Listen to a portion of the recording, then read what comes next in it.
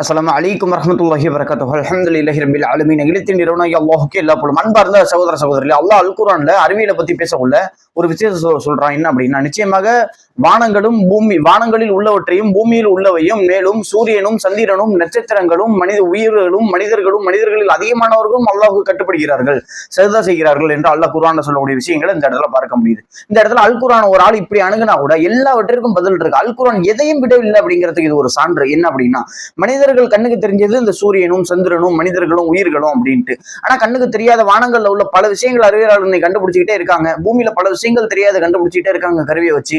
இப்ப அல்லாஹ் சொல்லக்கூடிய அந்த உட்கட்டமைப்பு பாத்தீங்க அப்படின்னா எல்லா கருத்துக்களையும் உள்ளடக்கும். இன்னைக்கு நாளைக்கு மனுஷன் ஒரு விஷயத்தை புதுசா கண்டுபிடிச்சாலும், பூமியில ஒரு விஷயத்தை புதுசா கண்டுபிடிச்சாலும் அல்லாஹ் மொத்தமா சேர்த்து சொல்லிட்டான். வானங்களில் உள்ளவற்றையும் பூமியில் ஒட்டுமொத்தமாக உள்ளவற்றையும் சொன்னதன் மூலியமாக, அந்த வார்த்தையை பயன்படுத்துறது மூலியமாக எது எதெல்லாம் கண்டுபிடிக்கப்படுமோ அது அனைத்தையும் அல்லாஹ் சொல்லிட்டான் அப்படிங்கிறது. அல் குர்ஆன் எதையும் விடல அப்படிங்கிறத இந்த ஒரு வசனம் நிரூபிக்குது. இது ஒண்ணு.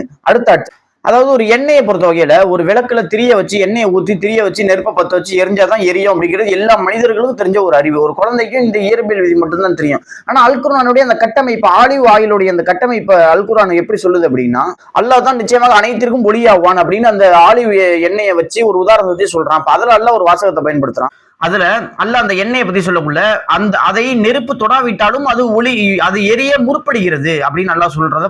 அதாவது எரிய அப்படிங்கிறதுல ஒளி, அதாவது ஒளிக்கிறதுக்கு முற்படுது அப்படின்னு நல்லா சொல்றத பாக்குறோம். இன்று அறிவியலாளர்கள் உறுதிப்படுத்துறாங்க. அந்த எண்ணெயில குளோரோஃபில் அப்படிங்கிற அந்த நிறமிகள் இருக்கு. அது அதிக அளவு நிறமிகள் காரணத்தினால அந்த புற ஊதா கதிர்கள், இது போல உள்ள கதிர்களை அது அப்படியே முன்கூட்டியே ஈர்த்து அது ஒளிரும் தன்மையே உடையதா இருக்கிறது அப்படிங்கறத இந்த இடத்துல அறிவியலாளர்கள் கண்டுபிடிச்சது இந்த இடத்துல பார்க்க முடியும். இது எந்த அளவுக்கு ஆச்சரியமான ஒரு தகவல் அப்படின்னு அல்லாஹ் அந்த இடத்துல எரியும் அப்படிங்கிற வாசகத்தை பயன்படுத்தாம ஒளிரும் அப்படிங்கிற வாசகத்தை பயன்படுத்துறான்.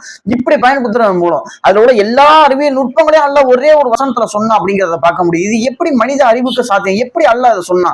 அது நெருப்பு படாமலேயே அது ஒளிர முற்படுகிறது அப்படிங்கிற அந்த நுணுக்கத்தை எப்படி அல் குர்ஆன் சொன்னது அப்படிங்கிறது ஆச்சரியமான ஒரு தகவலா இருக்கு. என் அன்பு சகோதர சகோதரிகள், அடுத்த விஷயம் அல்லாஹ் அந்த கீழே அந்த வசனத்துல சொல்றான். அதாவது அந்த மரத்தை பொறுத்த வகையில் அது கிழக்கு சார்ந்தும் இல்லை மேற்கு சார்ந்தும் இல்லை அப்படின்னு அல்லாஹ் குர்ஆன்ல சொல்றத பாக்குறோம். கிழக்கு சார்ந்தும் இல்லை மேற்கு சார்ந்தும் இல்லை அப்படின்னா, கிழக்குல இருந்துச்சு அப்படின்னா சூரிய ஒளி இந்த பக்கம் படாது காலை நேரத்துல, மேற்குல இருந்துச்சுன்னா மாலை நேரத்துல இந்த பக்கம் படாது, ஒரு குறிப்பிட்ட நேரத்துல மட்டும்தான் அந்த சூரிய ஒளி படும். ஆனா அது இரண்டு சார்ந்ததாகவும் இல்லை அப்படின்னா அது நடுவுல இருக்கு அந்த மரம், எப்பவுமே சூரிய ஒளி பட்டுக்கிட்டே இருக்கு அந்த மரத்துல அப்படிங்கிறது ஒரு புலப்படக்கூடிய ஒரு விஷயம். இது அல்லாஹ் சொல்றான். இது எதுக்கு சொல்றான் தெரியுமா?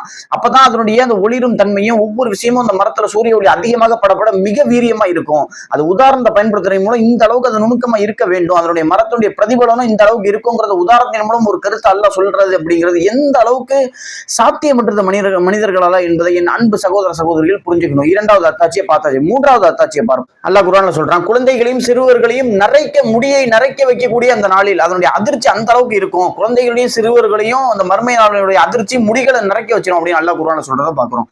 அரபு கவிஞர்கள் இது போல் பல நபர்கள் போருடைய காலகட்டத்தில் எப்படி எழுதுறாங்க அப்படின்னா, இது போல உள்ள இந்த போருடைய காலகட்டத்துல அதனுடைய மனிதர்களுக்கு முடி நரைச்சிடும் அவங்க பயத்தினால அப்படிங்கிற மாதிரி எழுதுறாங்க. ஏன்னா கண்ணால பாக்குறாங்க, அது போல பதட்டமான சூழ்நிலை முடி நரைக்குது, இதை பார்த்து எழுதிட்டாங்க நார்மலா.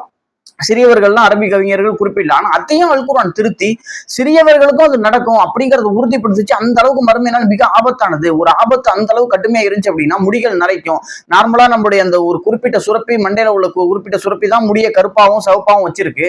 அது இழந்துச்சு அதோடைய தன்மை அப்படின்னா முடி நரைச்சிடும் அப்படிங்கிற ஒரு கருத்தை, அறிவியலாளருடைய அந்த கருத்தை அல் குர்ஆன் எந்த அளவுக்கு உறுதிப்படுத்தி சிறியவர்களுக்கும் அது நடக்கும், அது சாத்தியம், அது மர்மையினால் நடக்குங்கிற வசனத்தையும் இங்க வச்சு அல்லாஹ் நிரூபிக்கிறாங்கிறத பார்க்க முடியுது. இது எப்படி மனிதர்களுக்கு சாத்தியம்? ஒட்டுமொத்த கருத்துக்களையும் திருத்தி இதையே சொல்லணும். அரபுல அன்னைக்கு ஒரு விஷயம் நடந்துச்சுன்னா அந்த காலத்துல இறக்கப்பட்டதுனால அவங்களுக்கும் சொல்லணும், ஒட்டுமொத்த உலகத்துக்கும் சொல்லணும், அறிவியலையும் சொல்லணும் அப்படிங்கிறது அல் குர்ஆன் மட்டும்தான் சாத்தியம் அப்படிங்கிறத இந்த இடத்துல நம்ம புரிஞ்சுக்கணும். அடுத்து அதாவது மலைகளை பொறுத்தவரையில் அல்லாஹ் சொல்றான், மலைகள்ல வெண்மையானதும் சிவப்பானதும் மேலும் பல்வேறு நிறங்களுடைய பாதைகளும் இது போல எக்கச்சக்கமான விஷயங்கள் மலைகள்ல இருக்கு அப்படின்னு அல்லாஹ் குர்ஆன்ல சொல்றதோ.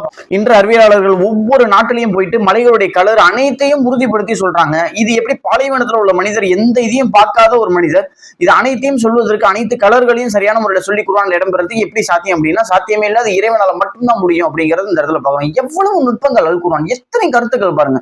ஒவ்வொரு விஷயத்தையும் அதனுடைய மூல அமைப்பிலிருந்து அல் குர்ஆன் தொடங்கி ஒவ்வொருவற்றையும் அது எதையும் விடவில்லை அப்படிங்கிற கருத்துக்கு ஏற்ப இது கருத்து சொல்கிறது என் அன்பு சகோதர சகோதரிகளே.